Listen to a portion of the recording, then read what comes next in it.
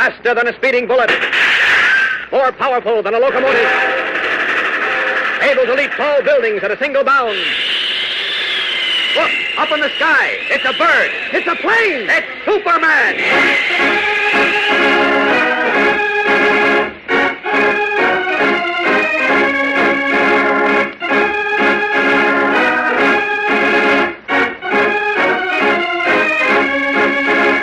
Yes, it's Superman, strange visitor from the planet Krypton, who came to Earth with amazing physical powers far beyond those of mortal men, and who, disguised as Clark Kent, mild-mannered reporter for a great metropolitan newspaper, wages a never-ending battle for truth and justice.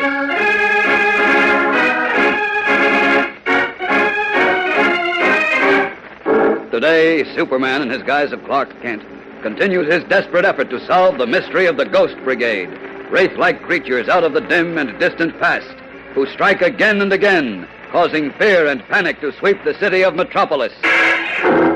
I thought Mayor White was pulling a fast one, blaming everything on ghosts. But by gosh, it's true. Yeah, well, why don't the mayor do something about it? He'd better, or by golly, we'll get a new mayor.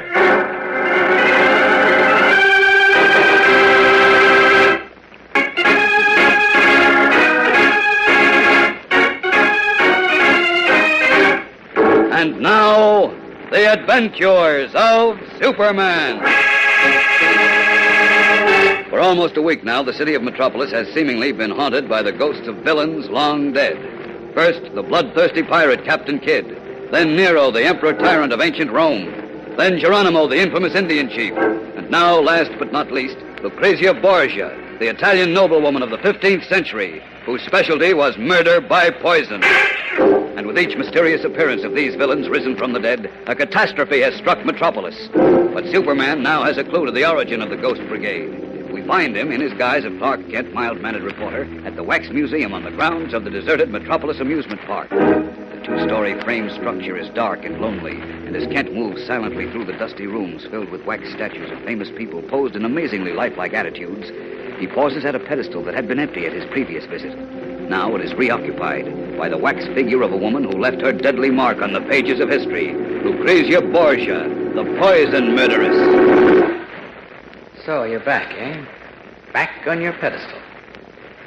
Earlier today, 50 people in a restaurant took sick because of poisoned food, and you were seen wandering around the kitchen. But that's impossible. You're made of wax. You don't live and breathe. What? That's what you think. Who said that? I did. And I know. Oh, I didn't see you behind me. Kind of sneaked up on you, didn't I? Why, yes, you did. Who are you? Never mind who I am. Who are you? And what are you doing here? I'm a newspaper reporter. You must be the watchman. Yes, sir. I take care of all these folks up here. Take care of them real good, I do. Sure you do. They look fine. You know, I'll wager you could help me. As I said, I'm a newspaper reporter. I'm looking for a story. Oh, a story, eh? Uh-huh. A story in the papers? That's right. We might even use your picture. My picture, eh? Uh-huh. You see, what I want for my story is some information about these wax statues. I'd like to find... Just a minute there, son. If you want to write a good story, don't you call them statues. What? They're folks, same as you and me. Man who made them breathe life into him. Oh, you're not serious. Now, you listen. Many's the night I've heard them talking, right here in this room. You have? Yes.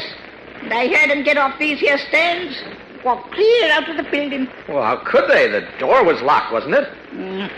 Through locks and doors, stop posts. Oh. Well, now, tell me, did you ever come up here when they were talking or moving around? Yep. Once I come up to find Captain Kidd had gone away. And then there was Jesse James. They go away, but they always come back. Did you ever actually see them move? Last night it was. Everything was quiet. And all of a sudden, I heard one of them moving. I ducked out into the hall real quiet. And I saw this one here. The Indian? Geronimo? Yep. Saw him walk out. And then this morning, he was back again. You don't believe me, huh? Well, all I can tell you is that I've been living with these folks 10 years. And I know them better than anyone. I say they ain't just wax statues. I say they got life in them.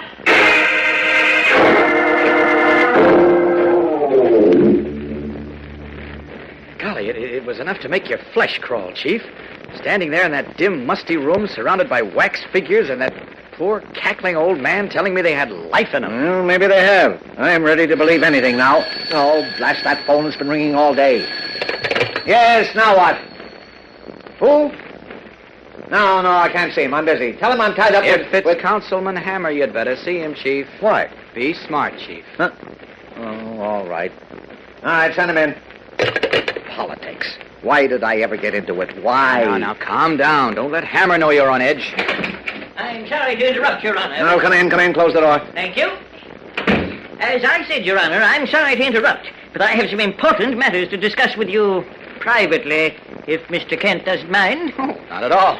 See you later, Chief. Stay right where you are, Kent. What? In case you don't know it, Hammer, Mr. Kent is not only one of my reporters, but a close personal friend. Anything you have to say to me can be said in front of him. Very well, sir. Then I shall proceed. Go on. I'm listening. Your Honor, as you are well aware, for almost a week now, the city of Metropolis has been subjected to a reign of terror. Oh, now that's a little strong, don't you think, Mr. Hammer? There have been a few unfortunate accidents, but that's all. Oh, that's all, is it? You call ghosts haunting the city an accident? You call... Just a moment. What about the invasion of Metropolis by gangsters and racketeers? The tailor shop that was blown up this morning because the proprietor refused to pay for protection. Do you call that an accident? You, who supposedly drove the rackets out of the city? I did drive them out. I put my keggy behind bars. I cleaned up Metropolis from stem to stern. Unfortunately, sir, it's dirty again. Extremely dirty. And I've come to tell you, as chairman of the Special Investigating Committee of the City Council, I am about to recommend that you be impeached, removed from office, and a new mayor elected, unless... Why, you low Just down... a minute, Chief, just a minute. Unless what, Mr. Hammer? Unless Mr. White agrees to appoint me his deputy mayor with full powers to act in the event, let us say, he should leave the city for a vacation. What? If I am so appointed, I will report to the city council that my investigation has completely exonerated his mayor. Well, look here, Hammer. What are you trying to do? Make a deal with me? I suppose you might call it that? Well, do you know what I call it? The slimiest piece of political skullduggery I've ever heard of. And unless you'd like your nose pushed into the back of your head, I'd advise you to get out of this office and stay out! Don't you lay a hand on me! Don't you dare! Get out, I said! Get out! I'm getting out, but only temporarily. I'll be back, Mr. White, as the new mayor of Metropolis. As for you, you've cooked your goose. You're through. You're finished. You're dead.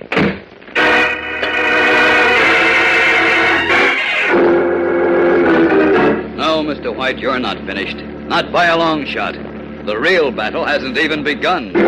Don't miss the climax of today's episode for a new twist in the mystery of the Ghost Brigade. Keep listening.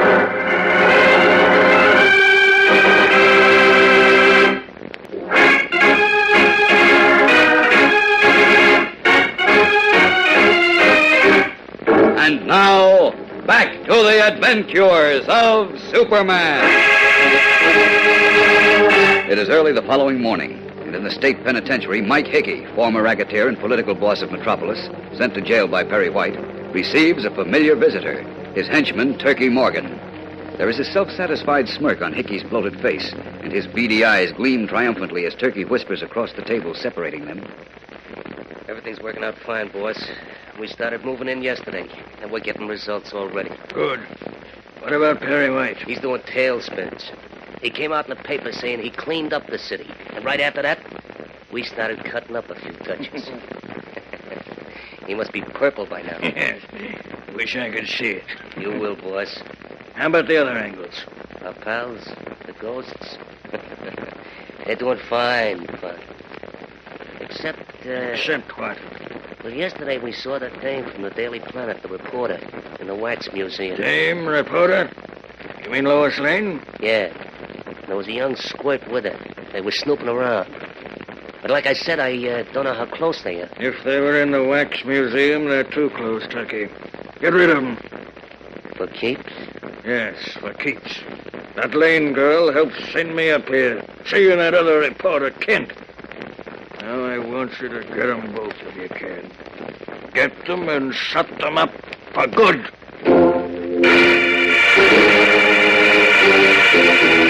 Mike Hickey has issued a deadly order.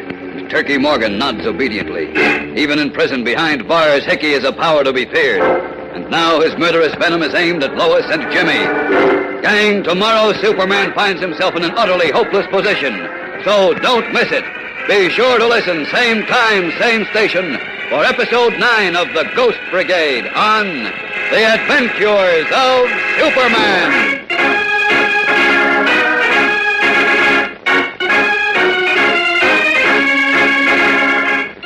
Superman is a copyrighted feature appearing in Superman DC Comics magazine and is brought to you Monday through Friday at the same time. Watch for the Superman Adventure serial soon to be shown at your local movie theater.